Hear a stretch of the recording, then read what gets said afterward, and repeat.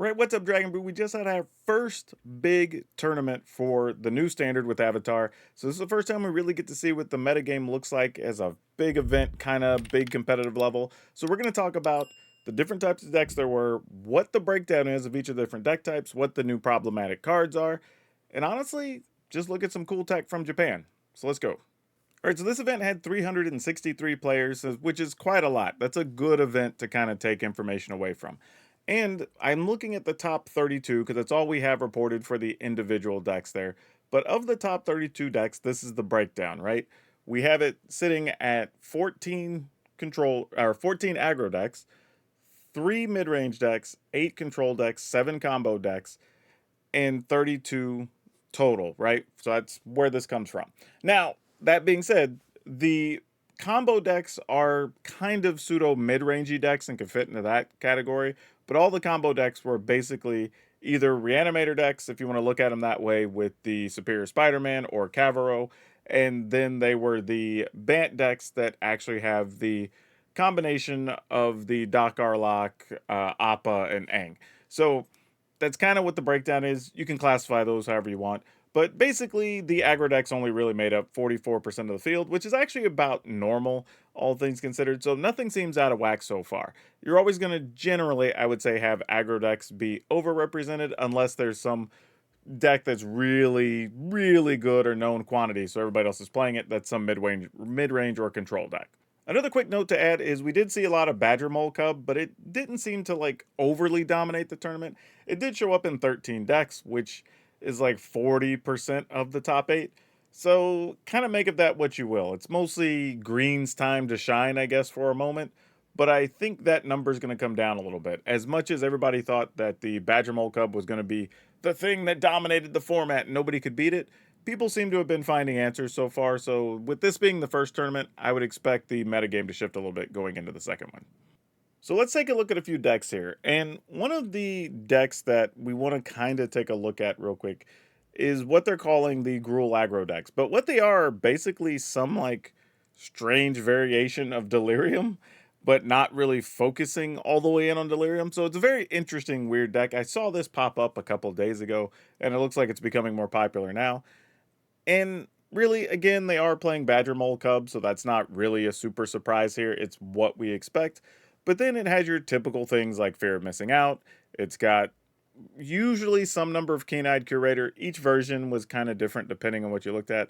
They are still playing Tursa. They are still playing Patchwork Beastie. However, they're only playing like 1 or 2 copies of Wickerfolk, which is something that was a staple in these decks for a minute. But they are playing Breakout, Overprotect, Violent Urge. So they're still very much a Delirium deck. But this is the deck that actually won the tournament, which is kind of interesting. Now, your second place deck was a Dimir Control deck, which is kind of stock, really, what I would say. But again, a control deck. The only interesting thing here is this played Entity Tracker, and a lot of the removal was enchantment based, right? So we did actually play Fear of Isolation, which is almost kind of a throwback to like the previous versions of Dimir, which is interesting. But it did play Boomerang Basics out of the new set. And we've seen this card showing up in a few different decks that are doing mid-rangey things, kind of wanting to tempo you out. Kind of the same thing here, right? You could use Fear of Missing Out to, or use Fear of Isolation, get it back to your hand, reuse it, and maybe bounce like Nowhere to Run if you wanted to do that. Replay your Storm Chasers talent, right? And it is playing Legend of Kuruk, which is funny because we had this on a stream and I was like, I'm not even that excited about this card. However, we apparently found a deck where this card actually fits very well. So this is a very interesting one to have here. And then there's also some Unable to Scream to turn some creatures off, which is good because you do want some 1 or 2 mana easy removal stuff to turn off like a Badger Mole Cub or something of that nature. So this is actually kind of a sweet deck if you're looking to play control. A little bit different than what we've been seeing.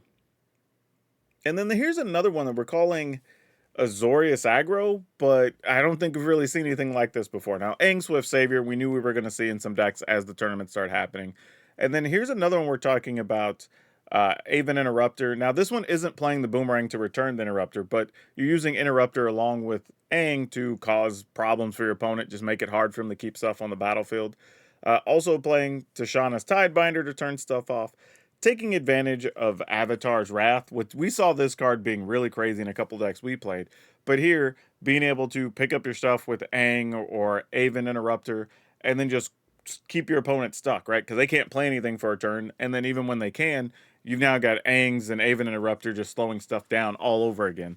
So really kind of an interesting deck, and it is the only deck I think we saw playing Aang's Iceberg, but why not? You know what I mean? It's a type of deck that's just trying to tempo you out. You know, it does have Flood Pit's Drowner. It's also playing Enduring Curiosity, which, you know, once you're able to just come over with flyers and keep your hand full with all the stuff that's going to bounce and annoy your opponent, makes sense. Now, rounding out the top four, this was probably the second most popular deck in the tournament, I would say.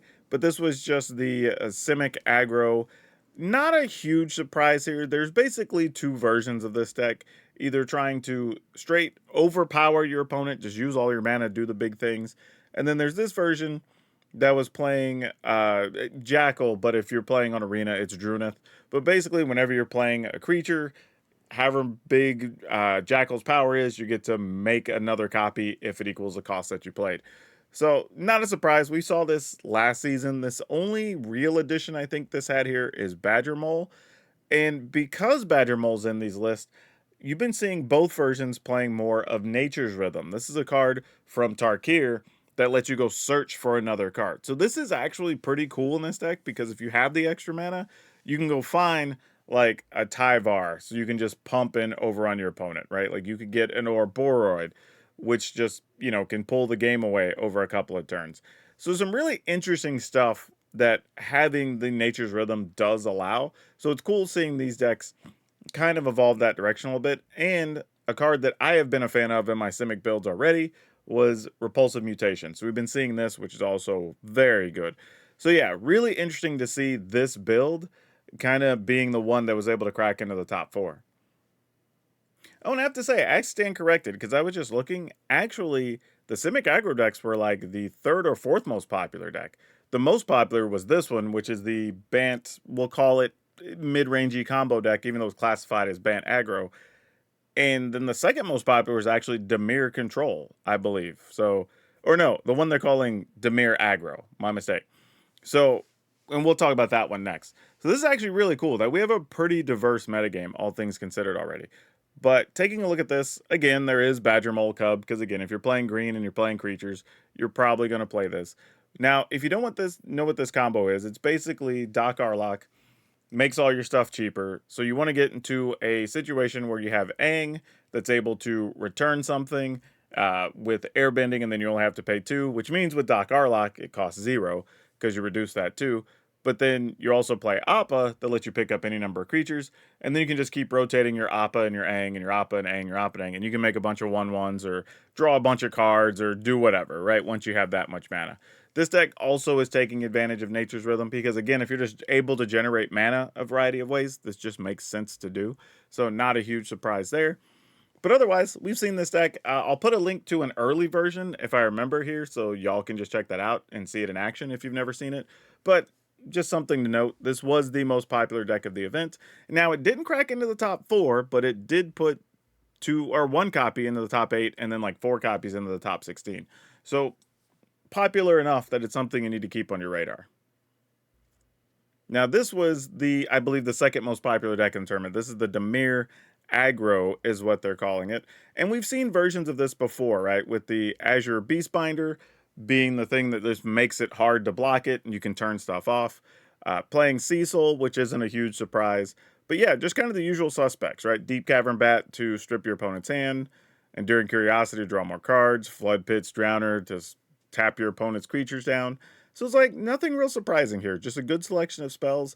And I don't even know if this, I'm just taking a quick glance, I don't even know if this list even plays anything from the new set. This is just old cards are still good, basically. Yeah, Kaitos, Faebloom Tricks.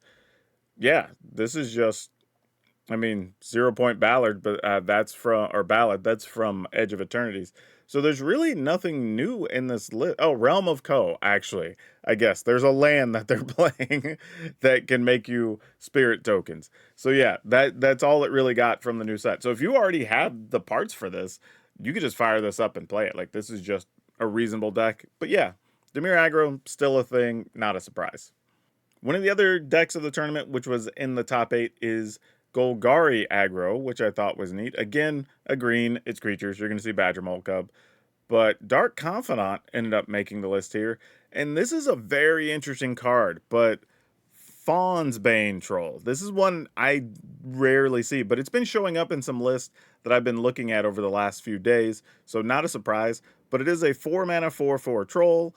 When it enters the battlefield, create a monster roll token attached to it. You can pay 1, sacrifice an aura attached to it, and then this card fights target creature you don't control. If that creature would die this turn, it's exiled instead, but you can only do it as a sorcery. Really curious card to have in the list, which I found to be very interesting. But it's a removal spell, so, on a creature. But then it still displays Ouroboros. You have a fair amount of things like Overlord of the Belmerk, fill your graveyard. There's one Dredger's Insight in this particular list. It does play a Spider Manifestation or whatever. I don't remember what it's called in Arena. But the 2-mana 2/2 that when you play a thing that's 4 or more, it untaps. And it does tap for red or green. But yeah, just a lot happening with this list. It uses Lively Dirge to search for cards. But the interesting thing here, there's no like super crazy combo going on. It's just Nature's Rhythm, just kind of doing its thing, building up all the stuff it wants to do. Now, the fun thing here, which is really peculiar, not a lot of removal, right? It's really heavy on creatures at 27. But it does play Beifong's Bounty Hunters in the sideboard. Not main deck, which is very interesting. Now, it doesn't have a ton of stuff. It doesn't have like a crazy built-in combo or anything like that. So I don't know how much I would lean on this particular version. I feel like it still needs a little bit, but sometimes you just run hotter than the sun. And this is why we don't always just look at standings and say, hey, this is the deck you should be playing. This is one that, while I have seen it pop up a few times in the last few weeks, I would still be a little curious as to how well this can hold up against some of the other decks we've talked about so far. Really, really interesting, but I'm gonna have to play with this one before I really pass verdict on it one way or the other. Other decks of the tournament, there was a Simic Control that made the top 16. And again, still really good for a 363-person tournament. Because here's the other thing, too, I want to remind people of. Any of these that finished outside of the top 8, 9th to 32nd. These were likely, if I go look at the individual standings, probably all 1 win away or 2, maybe a win or a draw, some weird situation happen from making the top 8. A lot of people are very, very, especially if you're in that top 16, a lot of times, 9 through 12, 9 through 14 can be just a tiebreaker situation. So just because something didn't make the top 8 doesn't mean it's not good, and doesn't mean because you made the top 8 it's that much better than the other things. There's just something I would keep in mind. But yeah, this one is Thunder Trap Trainer in a control deck, kind of cool. Let you dig and find the cards you want to, right? We don't normally see it used that way, but definitely here. We do have Quantum Riddler, which isn't a huge surprise. Yeah, just doing regular removal things. Boomerang tactics, reuse your cards or bounce the opponent's stuff. Lots of little removal here with Torch the Tower, Obliterating Bolt. Is this playing Splash Portal so you can try to blink your Quantum Riddler?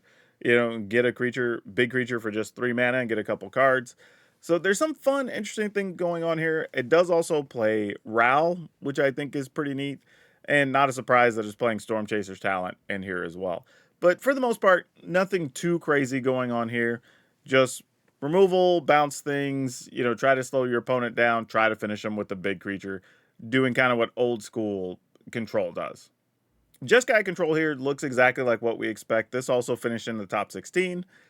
I don't think it added any new lands. So, Elegant Parlor's an old land. So yeah, this looks like Meringue River Regent, what we've been seeing in these lists. Shiko, so you could replay spells out of your graveyard. Consult the Star Charts. Day of Judgments, not a surprise. Jeskai Revelations, definitely. Usually it's just a matter of are they playing 2 or 3, depending on the build. But everything else, yeah, this is all, Rediscover the Way is still in these lists. So this is just Jeskai Control still good. Right? If you have a previous version, it's still playable. You don't need many new cards in this. Matter of fact, looking at the sideboard and stuff, I don't think there's any new cards in this list, which is very interesting. So yeah, old list still holds up. And again, not a surprise that some of these lists don't have new cards, because you're still talking about a big event that happened at the end of the second full week of the set being released, basically. So some people still may not have cards or whatnot, or may just be waiting to see the format shake out before they make decisions. So yeah, but either way, the deck's still good. Also in the top 16, they're calling this mono white control, which I guess it is by pure definition. But, you know, playing Enduring Innocence, okay. But it's the Caretaker's Talent, Carrot Cake, you know, make the tokens, draw the cards, build. I do find it interesting that they're playing Dollmaker Shop, which is kind of cool that this deck has shifted to that direction. And it is playing Dawn's Truce, which is an old card. But if you don't know what it is, Dawn's Truce is a 2-mana instant. You can gift your opponent a card. You and permanents you control gain hexproof to end a turn. If the gift was promised, permanents you controlled also gain indestructible to end a turn. So it's a way if your opponent decides to like sweep the board, you could stop it. If you need to just block all your opponent's stuff, you can save your tokens and your stuff can be indestructible. So there's a few cute little things you could do with this card. But yeah, again, another list. It's funny that the control list generally aren't playing new cards, right? And it might be a case where a lot of the new cards don't go into the control decks. But I'm realizing so far the control decks just look stock from previous version. Now, granted, Dawn's Truce is kind of a new addition to these types of decks, but generally, yeah. Otherwise, it's just Day of Judgments, Get Lost, Split Ups, Ultima, right? Like what you expect to see from the mono white control decks. So yeah, nothing too surprising here. It's just an interesting thing to see that the control decks haven't had to adopt new cards. The Superior Spider-Man builds, or Cavero, if you will. You 4-mana creature, comes in, copies stuff in your graveyard. There were a couple of these in the top 32, I think only 2, but they looked exactly like what you expect them to look like. I mean, just putting stuff in the graveyard and things with big abilities. So using Brood Spinner to surveil, put stuff in the yard. Bitter Triumph as your removals, so you could discard creatures. Awaken the Honored Dead, so you have removal. Mill cards into the graveyard. Esper Origin, so you can surveil stuff into the graveyard. So if anything, it's not really playing some of the stuff you see on the latter versions where they're playing, I think, like Town Greeter, stuff like that. That's not in here. But it does still play Overlord of the Baelmerk, Steam Core Scholar.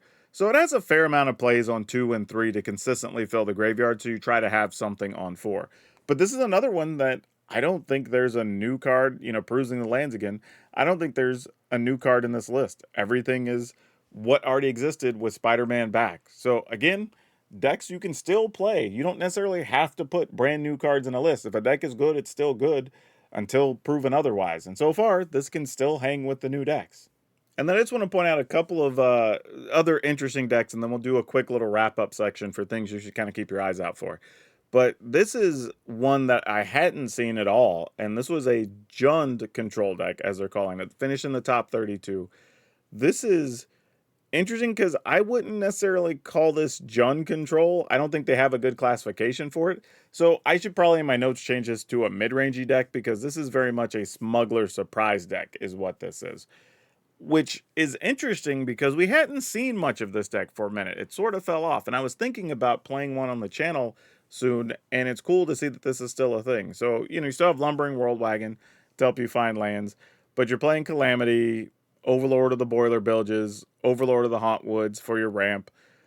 Terror of the Peaks, you can get a combo-y situation with the Smuggler Surprise. Only one Trumpeting Carnosaur, but fine. You know, Vaultborn Tyrant, again, as your comeback, big monstery thing you can get. Now, the one thing here is you're only playing 3 Calamities, so it's not necessarily leaning on the combo, but it is a way you can get there. And then the spells, you know, Bitter Triumph, Deadly Cover-Up as the sweeper, which is pretty cool. Matter of fact, I'm looking at it. The black is mostly in here just to control the board until they can get the other things off. But Esper Origins to help you dig, find the cards you want. It does play Slagstorm, which I thought was really cool because, again, that works against your Badger Mold decks, your Mono Red decks, your Ally type decks, anything with Aang, Doc Arlock, right? So this is good against all those things. Not a real surprise here. Like, this is just hey, pretty solid. Again, don't have to adopt a lot of new cards. You can just do what the deck's been doing, and it turns out it's still good. If anything, this might be a surprise to some of your opponents because people have gotten away from playing Smuggler Surprise. So there's that. That was totally unintentional, but you get what I'm saying. This is a type of situation where if you already have the deck built, I'd give it a go. It probably can still get you some wins. And then rounding out their deck was what they were calling just the Izzet or blue-red aggro deck. And this looks a bit different, but guess what, y'all? It's pirates. I was like, wait a minute, this isn't just your typical blue-red aggro, because I was thinking it was going to be, fear of missing out, doing the discard draw thing. But this is actually, Spectral Sailor, Staunch Crewmate, so you can dig and try to get another pirate. It's got Breeches, so your opponent can't block and generate your treasure. It's got Kite Sail Larcenist as one of your control cards. The interesting thing here is it doesn't seem to play the pirate that pumps all your pirates and gives you a treasure. So that's a little surprising that that's not in here. But otherwise, I mean, this looks legit.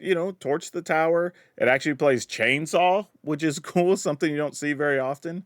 It has Lifecraft Engine as the pump card of choice, so you can choose pirates with this, so all your things can be pumped up. And it does play Patchwork Banner as well, so you can also make mana with this and, pump up your team. So very cool selections here for this deck. And again, another one that's not really adopting many new cards. If actually no new cards, I don't believe are in here. So yeah, another one where if you already had stuff from, hell, this didn't even have anything from the most recent 2 sets, I don't think. Maybe even 3 sets. Because there's no Edge of Eternity stuff in here, I don't think. So you can go even further back if you have all these cards. And you can still play this one. So this is actually pretty neat. But yeah, let's do a quick wrap up and talk about what we're learning from seeing all these decks. I think we have a couple of major takeaways. The first is, yes, Badger Mole is very good, and green gets a time to be part of a lot of different competitive decks right now. But is it good enough that it dominates the format to where nothing else can exist? No, not at all. I mean, 60% of the field, or 60% of the top 32, was still stuff that weren't Badger Moles, and a lot of cool, innovative things. So I think that's actually cool. Which kind of brings me to number 2, is that this is way more of a diverse format than people think it is. I mean, when you're looking at, there's combo-y decks, there's mid-rangey decks, there's control stuff. Old decks, there are theme decks like Pirates are still able to be played.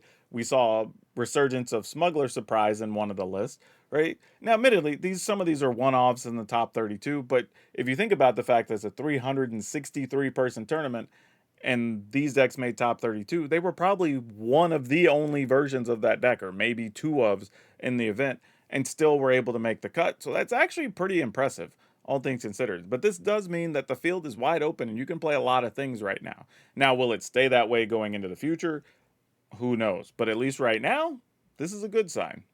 And I will say the decks that weren't playing, say, the Badger Mole, Aggro, whatever decks, actually had a fair amount of 1 and 2 mana early removal that helped their situations quite a bit.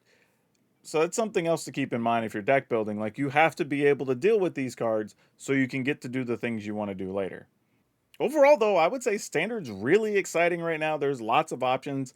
And I think where it can feel like sometimes like, I'm only playing against Badger Moles, or I'm only playing against Control. That's not really what the format is. You might run into it from time to time, but I think you can see from these results that there's a lot that's possible. And if you're worried about deck building and maybe you're not sure because you're making some common mistakes, I do have a video telling people like why your decks struggle, so you might want to check that out. And then it leads to a bunch of other videos as well. If you follow the end screens, it'll help you out with your deck building. We're working on more in that series, so if you haven't subscribed yet, you probably should so you don't miss any of those. But that's all I have for now. We'll see you next time.